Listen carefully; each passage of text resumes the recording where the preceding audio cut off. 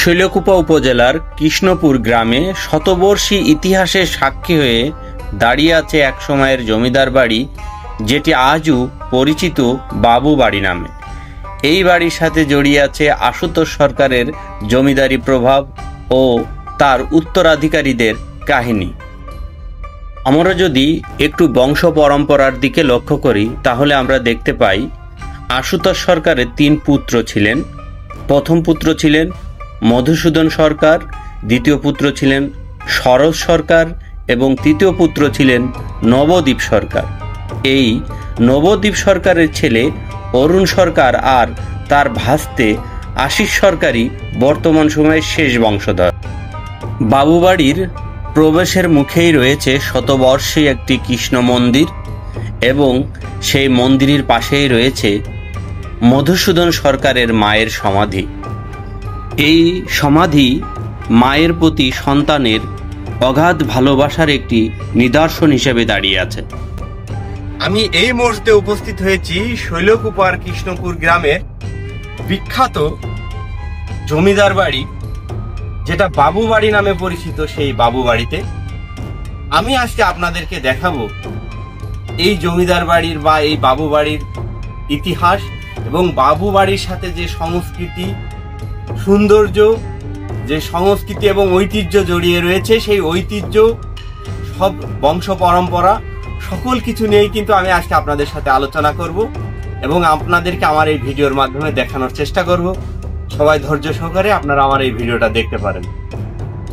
বনায়নে ভরপুর ছায়াশীতল এই বাবু বাড়ি প্রায় 10 বিঘা জমির উপর গড়ে উঠেছিল।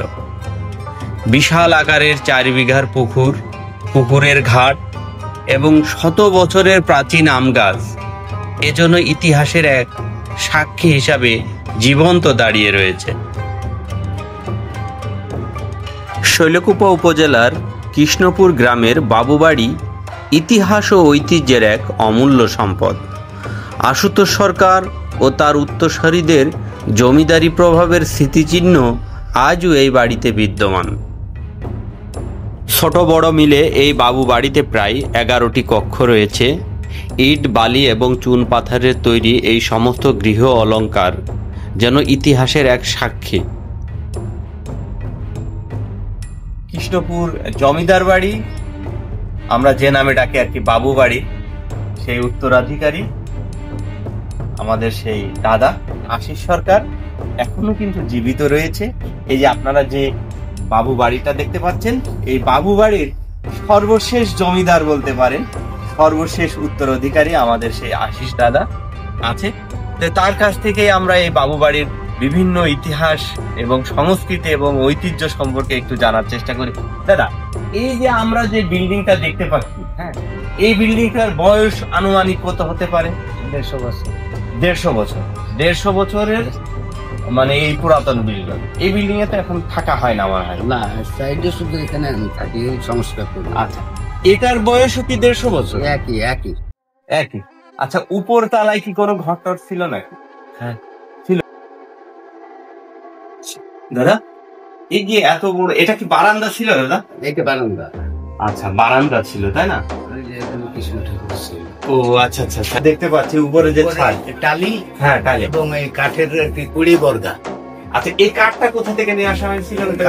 তৎকালীন কলকাতা থেকে নিয়ে আসা। আর এই যে দর্শক আপনারা দেখতে পাচ্ছেন উপরের যে কাঠগুলো রয়েছে দৃষ্টিনন্দন, এবং এখনো কাঠগুলো কিন্তু দেখতে অনেকটাই সেই সবই শাল কাঠ। হ্যাঁ, শাল কাঠ।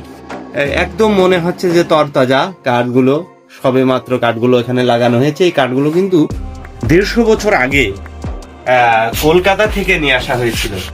আচ্ছা দাদা, একটা জিনিস দেখলাম যে ওখান থেকে এখানে এসে মনে হচ্ছে যে আপনার পুরো বিল্ডিং এর পরিধিটা অনেক বেশি বড়। মানে আসলে আমি বুঝতে পারছি না, আসলে এইটা কি পুরাতন না ওইটা পুরাতন? এই দুইটাই একসাথে। ওইটা আপনার কাছারি ঘর বলে। জি জি। ওই আপনার মানে জমিদার বাড়ির যে ওখানে ওই সাইডে, আর এইটা হলো বসবাসের ভিতরে। ও, এটা হলো বসবাসের ভিতরে।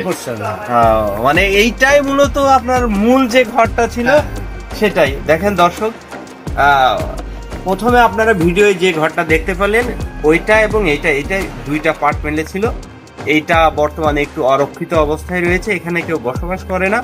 কিন্তু এই জমিদার বাড়ির নির্মাণ শৈলীটা আপনারা দেখতে পাচ্ছেন। দেখেন এক একটা পিলার, দাদা এই পিলারটা এক একটা কত ইঞ্চি পিলার হতে পারে? আপনার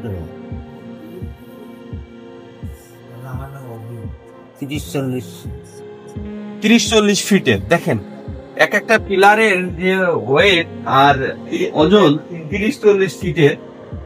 আর জানালাগুলোর সৌন্দর্য দেখেন, ওই সময় কিন্তু জানালাগুলো করা হয়েছিল। এটা ছিল সম্ভবত বারান্দার সাইড, মানে বারান্দাটা দুই পাটেই ছিল, দুই পাটেই। এবং এটা আপনার বারান্দায় যে এই সাইডটা দিয়ে এই সাইডটা দিয়ে দেওয়া যায়। তো আপনাদেরকে একটু দেখানোর চেষ্টা করছি। দেখেন এই যে বাড়ির ভিতরেই কিন্তু একটা মন্দির ছিল। এই দেখেন সেই মন্দিরের জায়গাটা এখনো সুন্দর। মন্দিরের জায়গাটা কিন্তু একদম উন্মুক্ত রাখা হয়েছিল, ছাদ দেওয়া হয়নি, তাই না? ছাদ ছিল, ওই ছাদ কি ভেঙে গেছে। এই যে এই জায়গাটায় মন্দির ছিল, অযত্ন এবং অবহেলার কারণে দেখেন বট গাছটা গাড়িয়ে সেই মন্দিরের সেই পকেটগুলো রেখেছে। দীর্ঘদিন এইভাবে অযত্নে পড়ে থাকার কারণে এই বট গাছগুলোর জন্ম হয়েছে। উপরে কি 2 তলা ঘর আছে দাদা? হ্যাঁ হ্যাঁ, এটাই তো। আচ্ছা চলেন আমরা একটু উপরে 2 তলা ঘরটাও একটু দেখি। ঘরের মধ্যেই দোতলায় প্রবেশের জন্য একটি সিঁড়ি ছিল। আমরা চেষ্টা করলাম সেই অন্ধকারচ্ছন্ন সিঁড়ি বেয়ে বেয়ে উপরে ওঠার জন্য, এবং এই সিঁড়িগুলো কিন্তু এই জমিদার বাড়ির নির্মাণ শৈলীর যে একটা সৌন্দর্য, সেই সৌন্দর্য এবং স্থাপত্য শিল্পের যে সৌন্দর্য, সেই সৌন্দর্যটাকেই কিন্তু এই সিঁড়িগুলো ফুটিয়ে তুলেছে। সিঁড়ি পার হয়ে আমরা দেখতে পেলাম যে সুকারুকাজ সম্মিলিত একটি চিলেকোঠা। মূলত এই চিলেকোঠাই জমিদার সাহেব তার অবসরকালীন সময় পার করতেন। এখানে কি কোনো ধর্মকর্ম করতো নাকি এই চিলেকোঠা রুমে এসে উনি কি করতো? না, এখানে এমনি বসার জন্য বাইরের লোকজন আসলে মানে পার্সোনাল ভাবে আসক্ত লোক বসা। ও আচ্ছা, বসতেন। হ্যাঁ, এই চিলেকোঠাটা মূলত জমিদার আশুতোষ বাবুর পার্সোনাল ছিল। যারা বাইরের মেহমান টেহমান আসতো তাদেরকে নিয়ে আলাপ আলোচনা করতে চিলেকোঠায় সময় দিত। যে আপনারা পাশেই দেখতে পাচ্ছেন যে দক্ষিণার যে হাওয়া, এই হাওয়া কিন্তু আমি যে রুমে থাকি। জি, ও আচ্ছা, আপনি যেটা থাকেন সেটাই যে তাই তো। দেখতে পাচ্ছেন যে কি সুন্দর। এখনো কিন্তু অনেক ঐতিহাসিক নিদর্শন এবং প্রত্নতান্ত্রিক যে নিদর্শন, সেই নিদর্শনগুলো কিন্তু এখনো বিদ্যমান। মানে জমিদারের যে শেষ বংশধর যে রুমটায় বসবাস করছেন, সেই রুমটার এই যে নির্মাণ শৈলী আপনারা দেখতে পাচ্ছেন, অসাধারণ। একটা ফ্ল্যাট কতটুকু হতে পারে?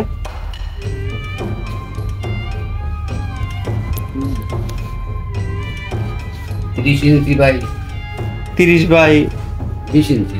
30 বাই 20, 30 বাই 20। এবং এই ছোট ছোট 5 ফিট বা 6 ফিটের পরেই কিন্তু দেখেন হালকা করে আপনার যে সানসেট আমরা বলি, এটারে কি বলে দাদা? সানসেট, কার্নিশ। হ্যাঁ, সেই সুন্দর সুন্দর করে কার্নিশ তৈরি করেছেন। পাশাপাশি এই যে সে যে রুমে বসবাস করে, সেই রুমের যে লোহার পাতগুলো সত্যি চমৎকার এবং দেখার মতো। দাদা, এই যে আমরা যে লোহার পাতগুলো দেখতে পাচ্ছি, এই পাতগুলো কোথা থেকে নিয়ে আসা?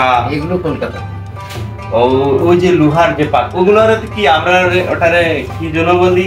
ডাব না কি জন্য? আড়া। এখন তো মনে করেন আপনার বাঁশ দিয়ে যায়, ওটা তো লোহার।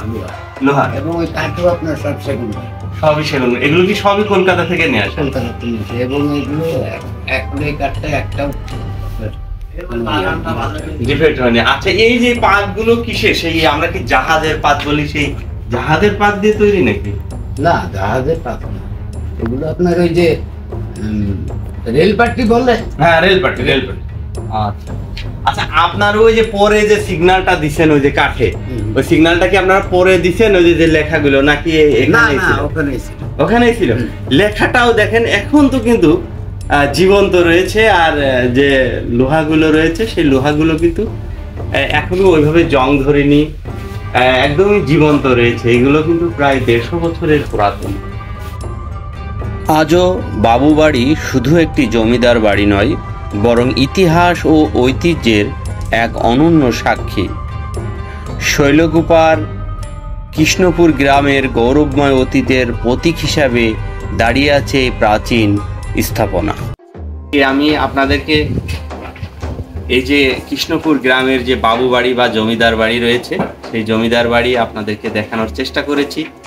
হয়তোবা পুরোপুরি সমর্থক হইনি বা কিছু ত্রুটি থেকে যেতে পারে, তবে সবার কাছে অনুরোধ করব, ভিডিওটা ভালো লাগলে আপনারা একটু লাইক, কমেন্ট, শেয়ার করে আমাদের এই শৈলকুপার পুরাতন যে ঐতিহ্য, আমাদের যে সংস্কৃতি, এটা আপনারা ছড়িয়ে দিন। সবাই ভালো থাকবেন।